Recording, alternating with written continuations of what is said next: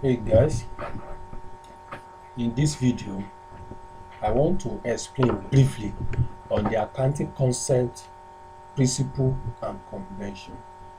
Accounting principle, conventions and concepts that form the basis of application of the content of the IPSAS Accrual basis. If you are a student of accounting, or you are a business owner, or you are a manager, you are a professional in the area of finance and accounting, this video will be useful for you. It's educative and it's applicable to the business. Most of the available concepts and principles that we have is neutrality, prudence, faithful representation, substance over form, single economic entity concept, full disclosure, materiality, and others like that will be discussed in this video. Happy listening. Concepts and conventions. The following are the accounting principles, conventions, and concepts that form the basis of application of the content of these IPSAS accrual guidelines. Prudence. Preparation of financial statements requires the use of professional judgment in the adoption of accounting policies and estimates. Prudence requires that accountants should exercise a degree of caution in the adoption of policies and significant estimates such that the assets and income of the entity are not overstated, whereas liability and expenses are not understated. The rationale behind prudence is that an entity should not recognize an asset at a value that is higher than the amount which is expected to be recovered from its sale or use. Conversely, liabilities of an entity should not be presented below the amount that is likely to be paid in the future. Example: when inventory is recorded at the lower of cost or net realizable value (NRV) rather than the expected selling price, this ensures profit on the sale of inventory is only realized when the actual sale takes place. Neutrality. Information contained in the financial statements must be free from bias.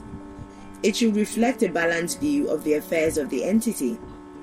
Information may be deliberately biased or systematically biased. Deliberate bias. Deliberate bias occurs where circumstances and conditions cause management to intentionally misstate the fact in the financial statements. Example: A. Managers of entities that are required to pay operating surpluses to government may deliberately increase their expenditure to reduce their surpluses. B. Managers of entities facing serious liquidity problems may decide to window dress the financial statements in a manner that improves the entity's liquidity ratios in order to hide the gravity of the situation. Systematic bias. Systematic bias occurs where an entity's accounting systems have developed an inherent tendency of favoring one outcome over the other over time. Faithful representation. Information presented in the financial statements should faithfully represent the transaction and events that occur during the period.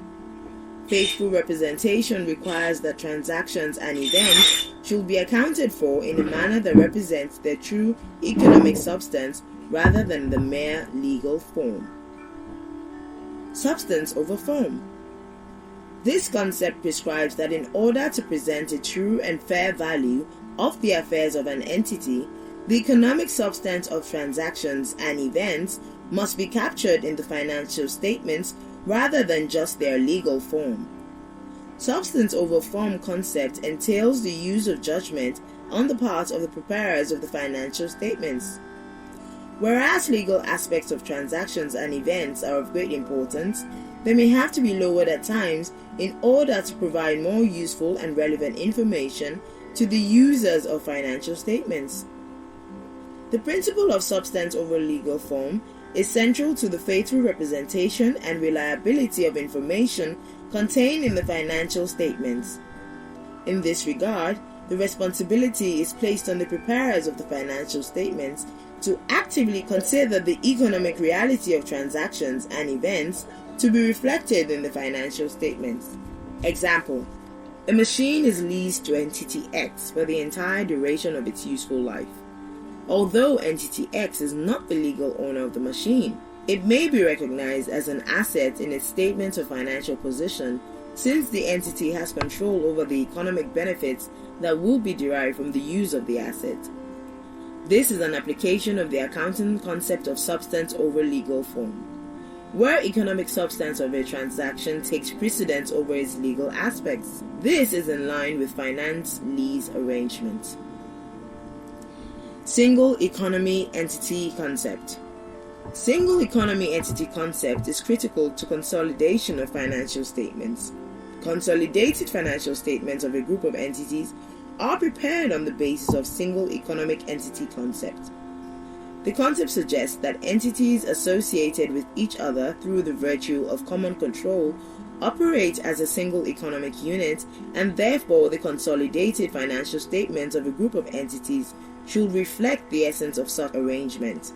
Consolidated financial statements of a group of entities must be prepared as if the entire group constitutes a single entity, in order to avoid the misrepresentation of scale of groups' activities. It is therefore necessary to eliminate the effects of any inter-entity transaction and balances during the consolidation of group accounts, such as A.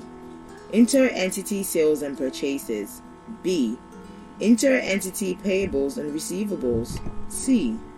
Inter-entity payments such as dividends, royalties, and head office charges. Inter-entity transactions must be eliminated as if the transactions had not occurred in the first place.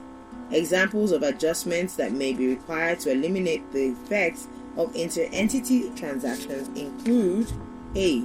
Elimination of inter-entity transfers, remittance of revenue by entities to the treasury by member entity of a group. B. Elimination of excess or deficit depreciation expense in respect of a fixed asset purchased from a member entity at a price that was higher or lower than the net book value, carrying amount, of the asset in the books of the seller. Full disclosure. All relevant material facts must be fully disclosed in the financial statements in line with the relevant IPSAS provisions. Some information, such as a contingent liability, is easily communicated with a footnote, while other information, such as the effect of inflation, requires more complex procedures. Materiality. Information is material if its omission or misstatement could influence the economic decisions of users taken on the basis of the financial statements. Materiality therefore relates to the significance of transactions, balances, and errors contained in the financial statements. It defines the threshold or cutoff point after which financial information becomes relevant to the decision-making needs of the users. Information contained in the financial statements must therefore be complete in all material respects to present a true and fair value of the affairs of the entity.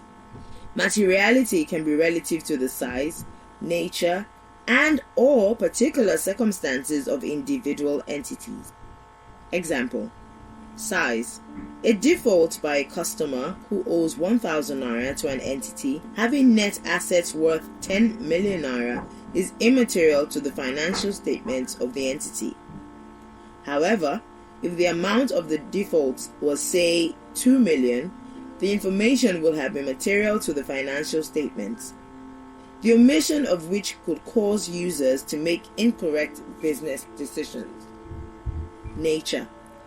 If an entity is selling to curtail its operations in a geographical segment which has traditionally been a major source of revenue for the entity in the past, then this information should be disclosed in the financial statements, as its non-disclosure will be misleading to users. Materiality is linked closely to other accounting principles such as relevance, reliability, and completeness. Reliability.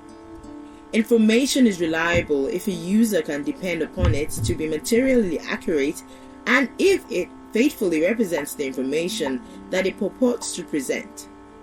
Significant misstatements or omissions in financial statements reduce the reliability of information contained in them.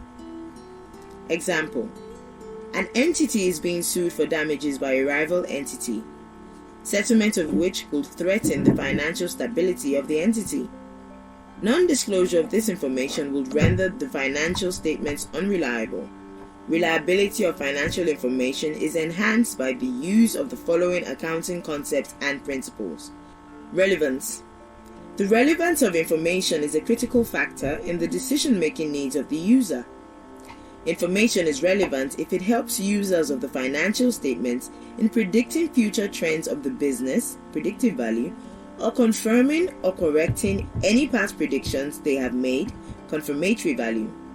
Same piece of information which assists users in confirming their past predictions may also be helpful in forming future forecasts.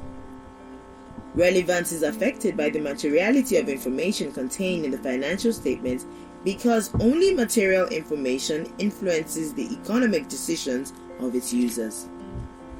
Completeness. Reliability of information contained in the financial statements is achieved only if complete financial information is provided, relevant to the business and decision-making needs of the users. Therefore, information must be complete in all material respects.